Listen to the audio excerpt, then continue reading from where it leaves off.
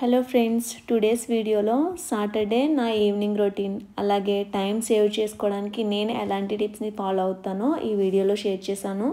So వీడియోని skip చేయకుండా end వరకు చూడండి. Hi, this is Mouni. Welcome to routine dairy.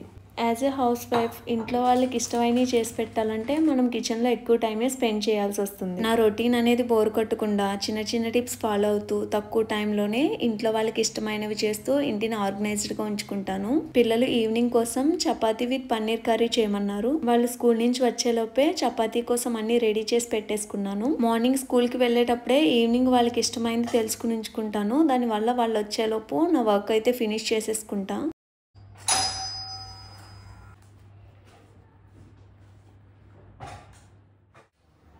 పిల్లలు ఫ్రెష్ అయ్యేలోపు వాటర్ బాటిల్స్ని క్లీన్ చేయడం కోసం హాట్ వాటర్ పెట్టేసుకున్నాను. బాటిల్స్ క్లీన్ చేయడం కోసం నేను ఎలాంటి క్లీనింగ్ లిక్విడ్స్ యూజ్ చేయనండి.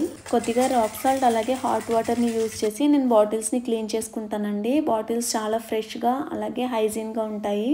పిల్లలు స్నాక్స్ తినేలోపు లంచ్ బ్యాగ్ అలాగే సాక్స్ అనేవి కూడా వాష్ చేసేసుకుంటాను. హాలిడే ముందు రోజే ఇలాంటి వర్క్స్ చేసేసుకోవడం వల్ల హాలిడే రోజు పిల్లలతో కాసేపు టైం స్పెండ్ చేయడానికి ఉంటుంది. మన ఛానల్లో డైలీ రొటీన్స్తో పాటు కిచెన్లో యూస్ఫుల్ అయ్యే చిన్న చిన్న టిప్స్ అలాగే వ్లాగ్స్ని కూడా షేర్ చేస్తాను. మీరు కనుక మన ఛానల్ని కొత్తగా చూస్తున్నట్లయితే please do subscribe. Paneer curry కోసం కడాయి పెట్టుకుని ముందుగా కట్ చేసిన ఆనియన్ టొమాటో పీసెస్ని యాడ్ చేసుకుని ఒకసారి ఫ్రై చేయాలి. దీన్ని పక్కకు తీసుకుని అదే ప్యాన్లో పన్నీర్ని కూడా ఫ్రై చేయాలి. నేను ఇక్కడ హోమ్ మేడ్ పన్నీర్ యూజ్ చేస్తున్నానండి.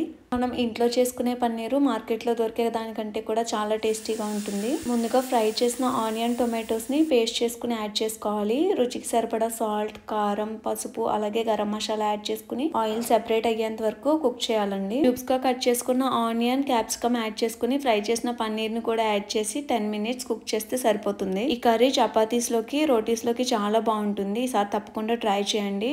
డీటెయిల్ రెసిపీ కావాలంటే కామెంట్ చేయండి, నెక్స్ట్ టైం పోస్ట్ చేస్తాను. మా ఇంట్లో ఈ కాంబినేషన్ అంటే చాలా ఇష్టం. సాటర్డేస్ చేస్తూ ఉంటాను. మోస్ట్లీ పిల్లల కోసం ఇలా హాట్గా చేసి పెట్టడానికే ట్రై చేస్తుంటాను.